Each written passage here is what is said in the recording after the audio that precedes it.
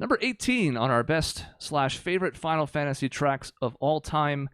You can make the case that it is among the most replayed in the series. Like, sure, Prelude, which was already on the list earlier, has to take the number 1 spot for that. And there's like the Final Fantasy main theme, which shows up in a ton of them. But then after that, the next song I kind of think of in multiple games is Clash on the Big Bridge, because it's in 5, of course, that's where it is originally, and that's the version we're playing in the background, but it's also in 12, and it's also in 14, and it's also in 15, and it's also in Dissidia, and it's also in half these other Final Fantasy games, because something about it, maybe just because it's a relic of its time, endures. It's a fantastic melody, and boy, does it make you feel like battling like harsher than almost anything else in the series. I mean, Gilgamesh is a realm hopper, so, of course he's been to all these places. I like the amount of what's a musical term for this? There's no wasted space in terms of notes. It's like it's like just filled with changes, and it's so interesting, and really up tempo and fun to be the background for whatever fight, whatever game it's playing for. It's just really fun. Yeah.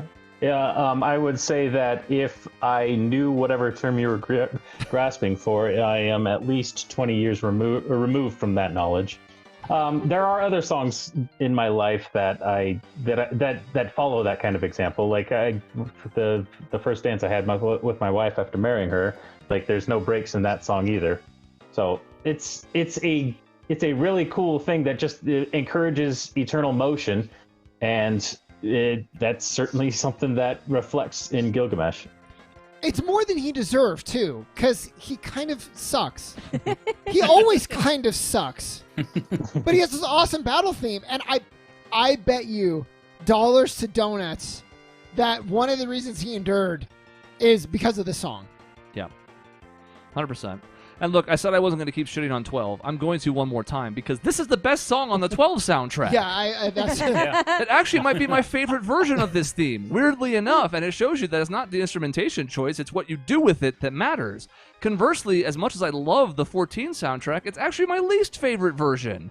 So it's just what you do with the tools given to you. At the time of Final Fantasy V in particular, as Shaun said, it's amazing how much basically 4 different things fill the soundscape here.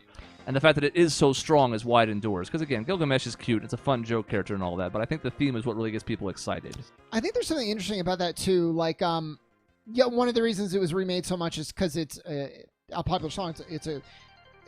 It's interesting, but I think the fact that you get so many versions that are all so good is a great testament to how good the original was and how versatile and flexible of a song it is. And I think that matters too. I think it's especially cool how, I mean, there's the one part, we're not near it in the song, so I can't be like, oh, and pause for effect, but when it gets really fast, the like that, it's like, man, what were you smoking / envisioning when you decided, this is the sequence of notes, this is what we're doing right now, and you're like, that's great, I love that, that's awesome.